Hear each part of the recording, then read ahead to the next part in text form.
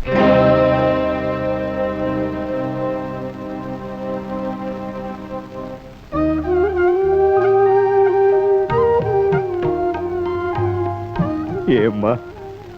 ఈ విధంగా నీ జీవితం తాకట్టు పెట్టి నన్ను రుణవిముక్తిని చేశావా? అదే మాట నాన్న. కొడుకైనా కూతురైనా నేనే అనేవాడివి కదా. నీకు కొడుకే ఉంటే బాకీ తీర్చవలసిన బాధ్యత తను తీసుకోడంటావా? మాట్లాడింది చాలు. బస్సుకు టైం అవుతుంది. సత్యవతి నీ లోపలికి పెట్టి సర్దుకో. వెళ్ళి వెళ్ళు. ఆలస్యం అయితే బస్సు మన కోసం అవుతుందా? అగదు కదా. చూడండి మామయ్య గారు, బాకీ తీర్చడానికి బదులు ఆడపిల్ల నుంచి పెళ్లి చేశాను ఎవరితో చెప్పకండి. దీన్ని చాలా రహస్యంగా ఉంచాలి. అడ్డమైన అప్పుల వాళ్ళంతా వచ్చేసి మా పిల్లని చేసుకో, బాకీ తీర్చుకో, మా పిల్లని చేసుకో, బాకీ తీర్చుకో అంటారు. దీన్ని ఎలా ఉంచాలి? రహస్యంగా ఉంచాలి. రంగా రా, చూడు త్వరలో మొగ్గ రాబోతోంది. ఆ మొగ్గ పువ్వయ్యే నాటికి ఏం జరుగుతుందని చెప్పాను? పెద్దల దీవెనతో పెళ్లి జరుగుతుందని చెప్పావు. నాన్నగారు దీవించడం అయిపోయింది. ఇక పువ్వు పూయాలి. నువ్వు నా మెళ్ళలో 3 ముళ్ళు వేయాలి. అంతా ఒకేసారి జరుగుతాయి. లక్ష్మి, రంగా, సత్యవతి రంగశంకరాజుని పెళ్లి చేసుకుని పట్టం వెళ్ళిపోతుంది. ఏమిటి? సత్యవతి అతను పెళ్లి చేసుకుందా? చెప్పా చేయకుండా పెళ్లి చేసుకుందా? ఏమిటిది సత్యవతి? మాతో ఒక్క మాటైనా చెప్పకుండా పెళ్లి చేసుకోవడం ఏమిటి? లక్ష్మి, జీవితంలో కొన్ని అపురూపమైన సంఘటనలు అనుకోకుండా జరిగిపోతాయి. నీకు హఠాత్తుగా మాట వచ్చినట్టే నాకు హఠాత్తుగా 3 ముళ్ళు పడ్డాయి. అనవసరమైన అబద్ధాలు ఎన్నో చెప్పేదానివి. పెళ్లి చేసుకుంటున్నావనే నిజం ఎందుకు చెప్పలేదు సత్యవతి? అబద్ధాలు సత్యవతిని కదా, నిజం ఎలా చెప్తాను? రంగా, మిమ్మల్ని కోరిక కోరతాను, తీరుస్తారా? ఏమిటో చెప్పు సత్యవతి. మీ పెళ్లికి నేను దగ్గరుండాలి. నా చేతులతోనే మిమ్మల్ని పెళ్లి కొడుకు పెళ్లి కూతురుగా అలంకరించి ఆలు మగల్ని చేయాలి. తప్పకుండా. అసలు నువ్వు చేయకపోతే మా పెళ్లి జరగదు. సత్యవతి, మరి నా కోరిక చెప్పమంటావా? ఏమిటి రంగా? అల్లరి చేసే సత్యవతి పండంటి బిడ్డను కంటానికి మా ఊరు వచ్చేటప్పుడు నాకు తెలియజేయాలి. నా బండి మీద ఊళ్ళోకి రావాలి. అలాగే. ఏయ్, నిజం చెప్తున్నావా అబద్ధం చెప్తున్నావా? అది కాలమే చెప్పాలి. అదిగో బస్ వస్తుంది. పదపదన వెళ్ళాలా? బస్ మన కోసం అవుతుందా? ఆగదు కదా, ఆగినప్పుడు ఎక్కాలి. స్టాప్ స్టాప్ దా ఎక్కు. ఏమిటి సిద్ధాంతి గారు, మీరంటున్నది నిజమే? ఆ మోగ పిల్లకి మాటలు వచ్చాయా? వచ్చిందమ్మా, సలక్షణంగా వచ్చింది. అమ్మా, మరొక శుభవార్త. అది మనకి దుర్వార్త కావచ్చు అనుకోండి. ఆ లక్ష్మికి రంగడనే అబ్బాయికి పెళ్లి జరపడానికి ముహూర్తాలు కూడా పెట్టుకోబోతున్నారు. పెళ్లి జరిపిస్తారా? ఎలా జరిపిస్తారు? ఎలా జరుగుతుందని తెలియనట్టు అడుగుతావేమే తల్లి? సత్య స్వర్గానికి పోయిన నాన్నతో జరిగిందిగా నీకు పెళ్లి. అలాగా నువ్వు నోరు మీరా, అసలు రహస్యం తెలియక నువ్వు అలా వాగుతున్నావు. ఆ రహస్యం తెలిస్తే నువ్వు అడుగుతావు ఈ పెళ్లి ఎలా జరుగుతుంది అని. రహస్యమా? అయ్యా, ఈ నెల 15వ తేదీ ఉదయం 5:45 ముహూర్తం దివ్యంగా ఉంది. ఇంకా ఆలస్యం లేకుండా తాంబూలాలు పుచ్చుకునే కార్యక్రమం కూడా జరిపించేద్దాం. వర్జమైనా రావచ్చు, లేదా శనో పాదం అయినా పెట్టేయగలడు. పెట్టేయగలడే? పెట్టేశాడు. ఒక పాదం కాదు, 2 పాదాలు పెట్టేశాడు. ఏమిటన్నయ్యా, లక్ష్మికి పెళ్ళని తాంబూలాలు పుచ్చుకుంటున్నారని విన్నాను. చూస్తుంటే అదంతా నిజంలాగే ఉందే. అవును దుర్గా, అదేదో నెరవేనట్టు మాట్లాడతావేమిటి? నేరమే కాదు, ఘోరం కూడా. ఒకసారి పెళ్ళైన పిల్లకి మొగుడు బొంత కాకిలా బతికుండగా మళ్ళీ తంబూలాలు కిళ్ళీలు అంటూ మరో పెళ్లి చేయటం మా దొరల భాషలో క్రైము అంటారు. బోడి మీ తెలుగు భాషలో నేరం అంటారు. ఏమిటా కూతురు? నా కూతురికి పెళ్ళి అవడం ఏమిటి? అయ్యిందన్నయ్య, దాని మొగుడెవరో కాదు, నా కొడుకే. వాళ్ళిద్దరికి ఎప్పుడో పెళ్ళయింది. నువ్వు ఆవేశంగా అరిచినంత మాత్రాన్న నా కొడుకు నీ కూతురు మొగుడు కాకుండా పోడు, వాడు కట్టింది తాళి కాకుండా నువ్వు పోదు. ఇదేదో ఈ పెళ్లి ఆపి అల్లరి పెట్టాలనే ఉద్దేశంతో వచ్చినట్టున్నారు ఈ అమ్మ కొడుకులు. అసలు నా కూతురి పెళ్లి నాకు తెలియకుండా ఎలా జరిగింది? ఎప్పుడు జరిగింది? సాక్ష్యాలు ఆధారాలతో సహా చరిత్ర బయట పెట్టబోయా బలవంతరావు. ఆ తర్వాత 10 మంది న్యాయం అడగొచ్చు. మంచి ముక్క చెప్పారు సిద్ధాంతి గారు.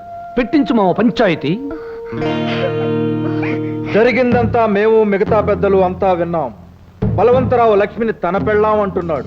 ఇందుకు నువ్వేమంటావయ్యా మునసబు? అబద్ధం అంటాను. కన్నవాడిని, చిన్నప్పటి నుంచి నా బిడ్డను పెంచిన వాడిని, నాకు తెలియకుండా నా బిడ్డతో వాడికి పెళ్లిలా జరుగుతుంది. జరిగిందంటే అందుకు సాక్ష్యం ఏమిటి? సాక్ష్యం సాక్ష్యం అని చిందులు తొక్కకు మావా. ముఖ్యమైన సాక్షి ముందుకొస్తే నీ నోట మాట రాదు. ఎవరా ముఖ్యమైన సాక్షి? ఎవరా? లక్ష్మిని కన్నమ్మ, నీకు ఇల్లాలుగా ఉన్నమ్మ, నాకు అత్తమ్మ, అన్న పూర్ణమ్మ. ఏమిటన్నయ్య అలా తెల్లమొహం వేస్తావు? నిజమేమిటో నీ పెళ్ళాన్ని చెప్పమాను. ఏమిటి పూర్ణ? వాడు చెప్పే అబద్ధానికి నువ్వు సాక్ష్యం అంటాడేమిటి? చెప్పు పూర్ణ, ఇదంతా అబద్ధం అని చెప్పు. ఏం అన్నపూర్ణమ్మ గారు, బలవంతరావు చెప్పేది నిజమా? అవును, అతను చెప్పింది నిజమే. నా కూతురు లక్ష్మికి అతనికి పెళ్లి జరిగింది.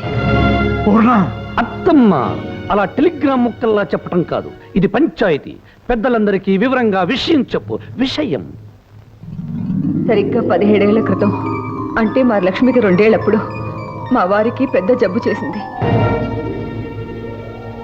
ఆయన్ని పరీక్షించిన సిద్ధాంతి గారు పరిస్థితి చాలా ప్రమాదంగా ఉందని, ఆయన ఏ వైద్యం రక్షించలేదని, వెంటనే ఇంట్లో ఏదైనా శుభకార్యం జరిగితే తప్ప ఆయన నాకు దక్కరని చెప్పారు.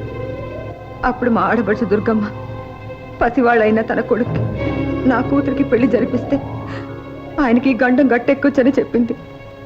నా పసుపు తాడు నిలబడ్డానికి అంతకంటే వేరే మార్గం లేదని వాళ్ళిద్దరూ చెప్పడంతో అప్పటికప్పుడే దేవుడి గుళ్ళో పసి వాళ్ళిద్దరికి పెళ్లి జరిపించేశాం. ఆ విషయం మాలోనే రహస్యంగా ఉంచాలనుకున్నా. నేను చేసింది తప్పో ఒప్పో నాకు తెలీదు. కాకపోతే ఒక ఆడదానిగా నా పసుపు కుంకుమలు నిలబెట్టుకోవాలని అప్పుడు ఆ పని చేశానండి. విన్నారుగా మా అత్తమ్మ చెప్పినదంతా. దీన్నే మా దొరల భాషలో ఫ్లాష్ బ్యాక్ అంటారు. బోడి మీ తెలుగు భాషలో కథ చరిత్ర అంటారు. పసితనంలో జరిగిన, పెద్దయ్యాక జరిగిన, పళ్ళూడాక ముసలి వయసులో జరిగిన పెళ్లి గనుక మా పెళ్లికి మీరంతా ఒప్పుకుని తీరాలి. నోర్మయ్, ఇన్నేళ్లు ఊరుకుని ఇప్పుడు నీ అవసరం కోసం అవకాశం చూసుకుని బయట పెట్టే పెళ్లి చల్లదురా, చల్లదు. అంటే ఆ పెళ్లిని తాళిబొట్టుని గౌరవించనంటావా? మనసు తెలిసి చేసుకునేది పెళ్లి, ఇష్టపడి మెళ్ళలో కట్టించుకునేది తాళి. అంతేగాని పశువుకు పలుపుతాడు కట్టినట్టు, బొమ్మకు గుట్టపీలకు చుట్టినట్టు లోకం అంటే ఏమిటో తెలియని ఓ పసిపిల్లకు పసుపుతాడు కట్టేసి అది పెళ్లి అంటే నేనే కాదు, బుద్ధి జ్ఞానం ఉన్న ఏ మనిషి ఒప్పుకోడు. ఏమది? బాల్య వివాహాలను గౌరవించడం మన ఆచారం. అనురాగంతో పెనవేసుకుని కలిసిపోయిన 2 మనసుల్ని విడదీయటం ఆచారం కాదు, దురాచారం. నాయన, తరతరాల నుంచి వస్తున్న పద్ధతులకు తలవంచడం మన సాంప్రదాయం. ప్రేమతో నిండిన గుండెల్ని ముక్కలు చెక్కలు చేయడం సాంప్రదాయం కాదు, రాక్షసత్వం. మా కలల్ని బ్రద్దలు చేసి కన్నీళ్లు మా బ్రతుకులకు మిగిల్చేట్టుగా చేసేవి కట్టుబాట్లు కావు, కత్తుల బాట్లు. రంగా, సాంప్రదాయం, ఆచారం, కట్టుబాట్లు కాదనటానికి అడవి కాదు, శ్మశానము కాదు, అందరూ కలిసి బ్రతికే ఊరు. తప్పనిసరిగా చెప్పిన దాన్ని ఒప్పుకు తీరాలి. ఏం పెద్దలు ఏమంటారు? అవును రంగా, వివాహం ఎప్పుడు ఎవరితో జరిగినా ఒప్పుకు తెరవలసిందే. రాయుడు గారి కూతురు రత్తమ్మ 6 నెలల్లో జరిగిన పెళ్లికి ఒప్పుకుని కాపురం చేయటం లేదు. మా బామ్మర్ది బండసూపడు 2 ఏళ్లప్పుడు పెళ్లికి తలంచి ఇప్పటికీ కాపురం చేస్తున్నాడు. మూఢత్వంతోనూ మూర్ఖత్వంతోనూ కొందరు బలైపోయారని అందరూ బలి కావాలని కోరుకోవటం న్యాయం కాదు, అన్యాయం. ఏమిటిది జమీందారు గారు? నిప్పు తొక్కిన కోతిల కుప్పిగంతులు వేసే వాళ్ళను ఊరుకోబెట్టడం కాదుగా ఈ పంచాయతీ ప్రోగ్రాం. తొందరగా తీర్పు చెప్పండి. ఎన్నో ఏళ్లుగా పాటించే పద్ధతులను ముందు తరాల వాళ్ళు కాదనవచ్చేమో కానీ ఆ తరంలో కాదనటానికి ఎవరి తరమూ కాదు. కనుక గ్రామ పెద్దగా లక్ష్మి బలవంతరావు భార్యనని నిర్ణయించాం. ఇప్పుడు పెట్టుకున్న ముహూర్తానికి అతడు ఆమె మెడలో అందరి ముందు తాళి కట్టాలని నిర్ణయిస్తున్నాం. ఈ క్షణం నుంచి లక్ష్మి రంగడికి పరాయి మనిషి కనుక అతడికి ఆమెకు మధ్య ఎటువంటి సంబంధం ఉండటానికి వీల్లేదు. కాదని ఎదురు తిరిగితే గతంలో పంచాయతీ తీర్పుని ఎదిరించిన వాళ్ళు ఎంత దారుణంగా శిక్షింపబడ్డారో మీ అందరికీ తెలుసు.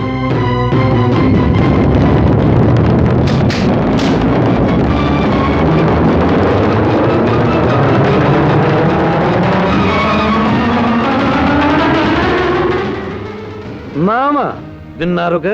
దీన్నే మా దొరల భాషలో ముద్దుగా జడ్జిమెంట్ అంటారు. బోడి మీ తెలుగులో తీర్పు అంటారు.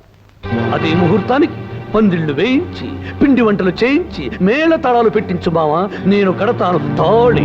దౌర్భాగ్యుడా! లక్ష్మి నా కన్న కూతురురా. దాని బతుకు విషయంలో లోకమంతా ఏకమై తీర్పిచ్చిన నేను ఒప్పుకోనరా. కళ్ళల్లో పెట్టుకుని పెంచుకున్న నా కన్న కూతురు నీలాంటి నీచుడికి ఇల్లాలు అనిపించుకోవడం కంటే భర్త పోయిన దురదృష్టవంతులు అనిపించుకోవడం మంచిదిరా. అందుకేరా ఇలాంటి రాక్షసుడి చేతిలో దాని బతుకు నాశనం కాకుండా కాపాడుకుంటాను. నేను నరికేస్తాను రా, నరికేస్తాను.